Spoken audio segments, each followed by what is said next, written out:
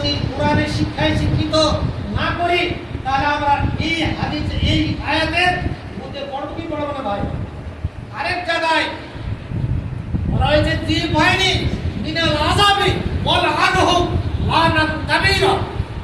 আল্লাহ পাকের যখন ফয়সালা আসবে তখন বলবেন আল্লাহ আমার পিতা মাতাদেরকে আমার গুনাহ চাইতে তাদের গুনাহকে আমার আযাবের থেকে আমার পিতামাতা আমার অভিভাবকের আযাবকে মানে ডবল করে দেয়। কেন? তারা আমাদের কোরআনের শিক্ষায় কেন শিক্ষিত করে নাই? কোরআনের শিক্ষায়